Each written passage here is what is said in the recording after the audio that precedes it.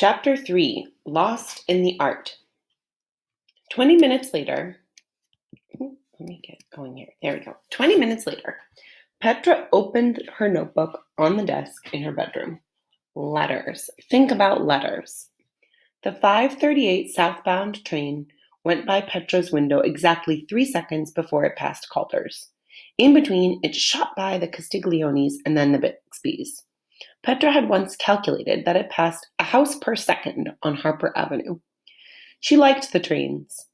Looking out, she saw the bright shout of a red hat, a child in a purple jacket pressed against the window, a bald head just rising over a stiff rectangle of newspaper. She'd noticed that the colors sometimes left their shapes when things flashed by so fast. She wrote, October 12th, yellow leaf, surprise. Loud hat, square coat, bald head like moon, red, lavender, salmon. Question. What does Ms. Hussey really want us to see? Petra, can you get me some toilet paper? Coming. Petra sighed heavily and got up to help her younger sister. Petra's household was a tornado where life swirled in noisy circles. Sneakers, books, and backpacks traveled through the rooms on unseen currents, and there was always food underfoot and an old frying pan or two on the steps outside the back door. The cats and dogs drank from the toilets, having despaired of getting their water bowls filled every morning, and everyone in their family talked to one another at the top of their lungs. Petra wished that things were different. She wished that her parents would sit quietly at dinner and ask her how her day was, and that her 4 younger brothers and sisters would carry tissues with them instead of wiping off rivers of goo on their shirt sleeves in public. She wished she wasn't shy, that she wasn't shaped like a lima bean, and that her left ear didn't stick out farther than her right. She wished she was a famous writer already and didn't have to go through the unfamous stage. She wished her mother wouldn't ever put baba ganoush in her lunchbox. Baba ganoush is a type of food. It's kind of like a hummus, but it's made with a different type of bean. When Denise Dodge had towered over her at lunchtime saying, "Ew, what's that?" Petra had wanted to murder her on the spot, but only came out with a pathetic, "Don't you wish you knew?" as Denise moved away. Petra heard her saying loudly to her friend, "Blech, aren't you glad you don't have to eat baby gush for lunch?" So in this part, we can see Petra is kind of wishing that things were a little different in her family and in her life. And I wonder if you guys have ever had the experience of wishing something in your family was different. I know that I have. We're right here. The family socks basket was another thing Petra didn't like. She always ended up with one sock either too big or too small.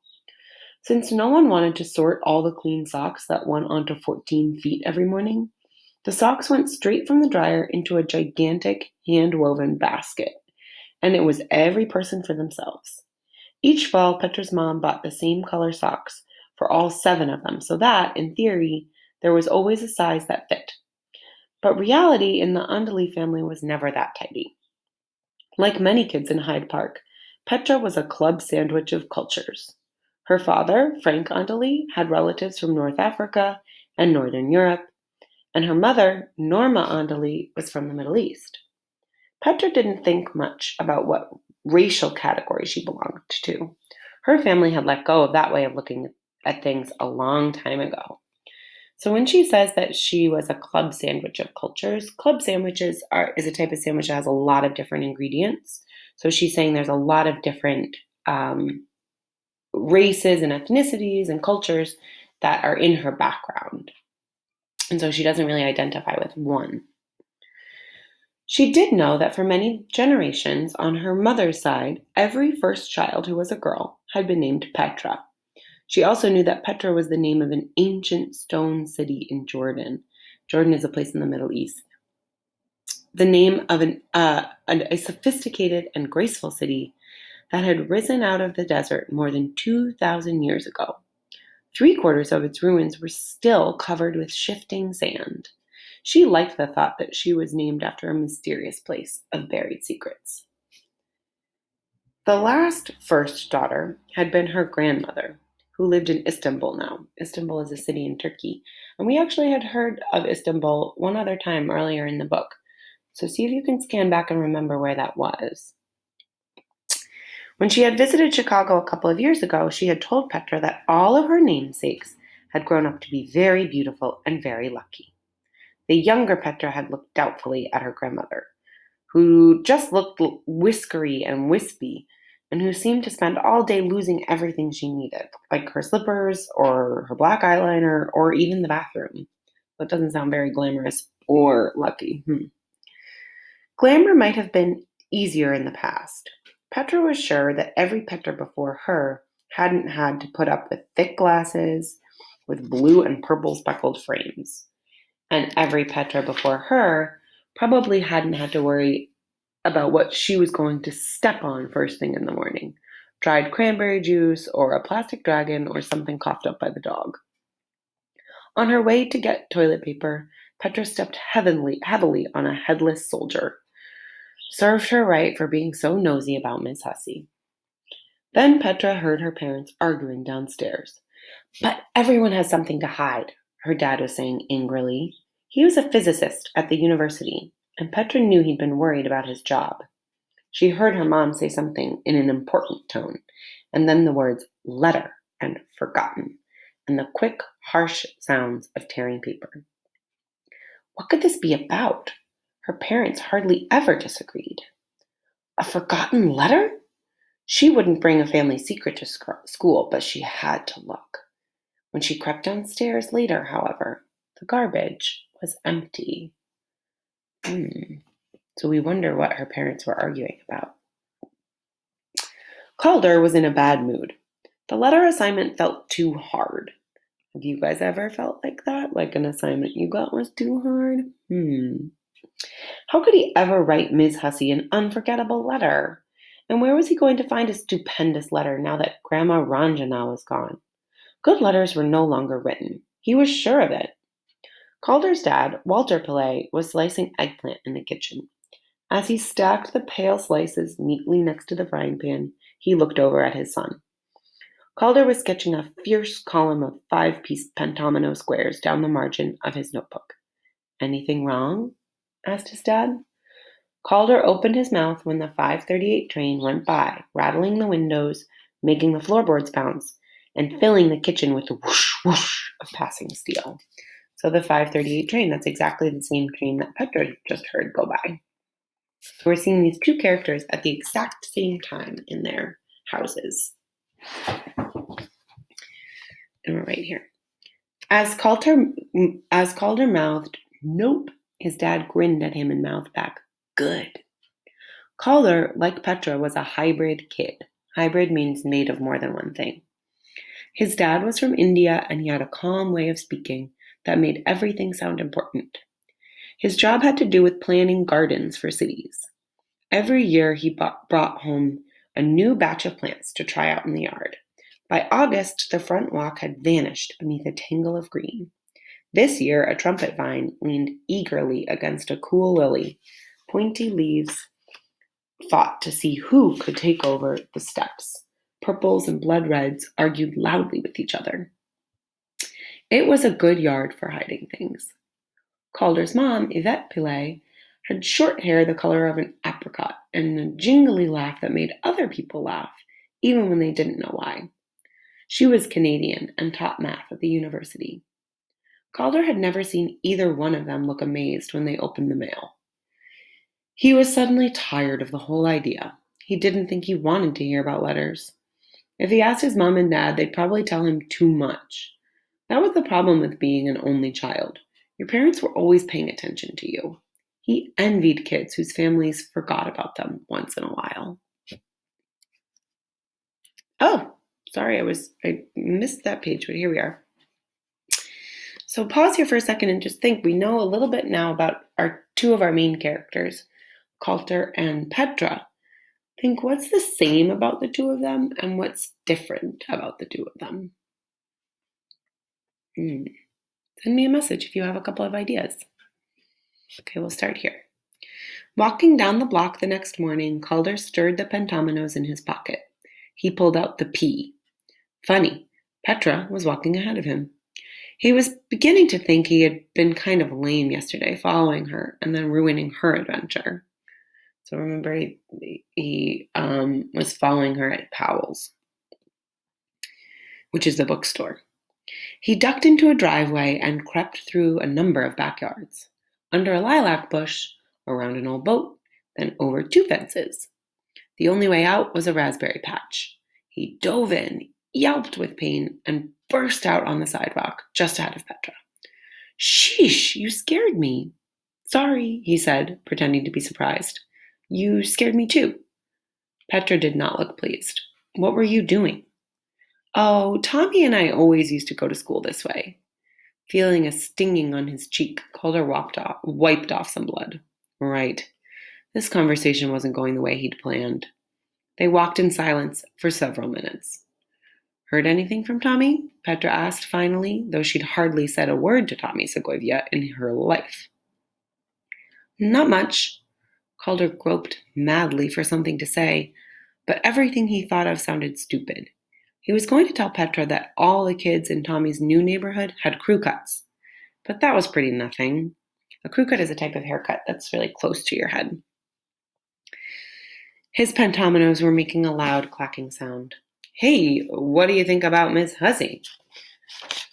She's let us do cool stuff so far, don't you think? I mean, cool for school. Petra, embarrassed by her accidental rhyme, looked sideways at Calder to see if he had noticed a raspberry twig standing upright over one of his ears. He looked like a lopsided bee. She was saying dumb stuff, but she hoped Calder would get the message. What happened yesterday in Powell's didn't need to be mentioned. Calder was wondering if Petra had any interest in pentominoes or puzzles. Did she know what was in his pocket? Forget it. He'd sound like he was showing off if he asked her. He noticed that she had a couple of Rice Krispies stuck in her hair, but decided not to say anything about that either. By the time they got to school, both were worn out by trying to think of something to say and trying not to say what they were really thinking. The cold cereal and the twig were still in place as they headed in opposite directions to their lockers. Miss Hussey had looked strangely pleased when the assignment failed. After 2 days of hunting, no one in the class had come up with anything worth sharing. There were several letters about distant relatives dying, school and job acceptance letters, invitations to weddings. Miss Hussey suggested that they go back a few hundred years. Like find old books of letters and stuff? Petra asked, thinking of Powell's. There was a wave of grumbling. How about paintings? All you have to do is look. Miss Hussey said she'd noticed that art often showed what was important to people in any given time. It revealed things. That means it showed things. Besides, she'd said it with a smile. She was tired of being in school all day. It was time for a field trip. Everyone sat up. Something else, she went on. Getting an unforgettable letter happens once or twice in a lifetime. Writing an unforgettable letter is a pretty tough thing to do unless you have something very real to say. It shouldn't be artificial. Perhaps I made a mistake. So remember that the assignment was going to be to write her an unforgettable letter. But now she's thinking, you can't just make that up. You have to have something really unforgettable to say. She always said the same thing after she had an idea, and always with an undercurrent of, we're in this together and it might be dangerous. Do you agree? Should we bag the assignment for now? There were whistles and cheers. Calder caught Petra's eye, and she shrugged and almost smiled. Everyone looked relieved. This year was beginning to feel either like something was very right or very wrong. It was hard to tell which. On the following Monday, they took the train to the Art Institute and walked several blocks in the October sunshine. It was difficult to keep up with Miss Hussey's bouncy stride. Calder noticed with approval that she never even looked back to see if everyone was with her. She was one trusting teacher. After they ate bag lunches next to the bronze lions on the steps of the museum, they fanned out in the European wing. Petra took off on her own. She passed the Degas dancers, the big painting made completely of dots, the Monet haystacks and bridges, and headed into the older works. So these are all famous paintings. Degas is a famous painter who did ballerinas, and then Monet has a famous painting of haystacks. And there's some very famous paintings that are made all of little tiny dots of paint. So she's seeing all of these as she goes. I'm going to pause here for a second. We have an illustration. So before I read the last paragraph and move on to the next page, anytime we have a picture, make sure you pause too and see if you can zoom in and look around at the picture a bit. Because we know from the very beginning of the book there's a secret message or something hidden in the pictures. So you might want to be looking carefully each time we have one and pausing so you have time. So I'm not sure if there's any clues in this one, but take a look and then you can always skim back to the others too and see if you see anything. So we'll keep going right here. When she was in 3rd grade, she'd had a babysitter who took her to the Art Institute once a month. The babysitter would sit in front of a painting, sigh a great deal, and sometimes write things down. She'd tell Petra to stay in one area, but not to bother her. Petra would walk around looking. Soon she began to wonder which paintings would be fun to go into, or which ones she might like to take home to her room. She thought about which of the children in the painting she'd like to play with. Her babysitter gave her a pad and a pencil, and Petra made lists. She once counted all the paintings with red clothing in them. Another time she secretly counted all the bare bottoms. She also counted all the hats and found 123. Now she walked slowly from room to room, hugging her clipboard. She was sure there was a letter somewhere near an angel, or was it rolled up in someone's hand? They had 1 hour to look, and she knew she'd find something. When Calder saw Petra disappear, he decided to follow her. He stayed at gallery length behind and was so busy trying not to be seen that he barely noticed what was on the walls. Then, quite suddenly, Petra was gone. Calder walked slowly through the next 2 galleries. It was getting late. He'd better start hunting on his own. Turning a corner, he spotted something promising. It lay on a bedside table inside a French painting by an artist named Auguste Bernard. The date was 1780. Calder looked around. He was alone. He leaned against the wall opposite to the painting and began in a businesslike way to take notes. The letter was folded up, but had a red wax seal that had been broken. He knew this meant it had been opened. The woman next to the letter was rolling her eyes, and her dress was ridiculously small for the top part of her body. Calder concentrated on the table, which also had a necklace of beads and a book with French words on it. He was copying the words down, l'art d'aimer, when the wall behind him moved. What the? Calder staggered backward into a dark doorway and stumbled over someone's feet. So when the wall behind him moved, we can see that was a doorway. He was leaning on what ended up being a door, and somebody opened it, and then he fell inside. The person gave him a sharp push. Then the two of them shot back into the brightness of the gallery. A guard strode over and grabbed Calder by the elbow. Restricted, can't you read? Too stunned to answer, Calder twisted around to see who had shoved him. What were you doing in there? Petra hissed. How about you? He snapped back.